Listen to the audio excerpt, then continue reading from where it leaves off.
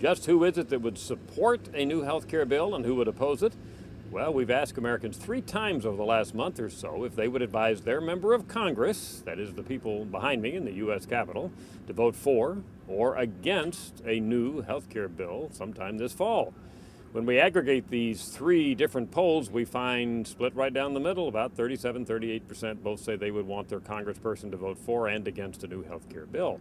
But some big differences by demographic. Now, to start with, let's make the point that the biggest differences of all are political. Republicans highly opposed to a health care bill, Democrats in favor, conservatives opposed, liberals in favor. So far, so good. But let's look at some demographic categories. First of all, gender.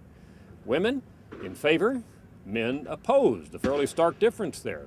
What about race? Well, this is really significant. If it were only white Americans who were advising their legislators how to vote, it would be thumbs down on a new health care bill. But non-whites, and in particular blacks, are much more likely to say they're in favor of a bill, and that's what tips the balance to where it ends up about even. What about age? Well, younger Americans under 30, a lot of them don't have an opinion at all, but of those who do, it tilts strongly in favor of a new health care bill. But as you get older, that support drops. Look here at this critical group of those 65 and older. Of course, most of these people have Medicare, aren't really worried about health care coverage in that sense. By a 10-point margin, they are opposed to a new health care reform bill.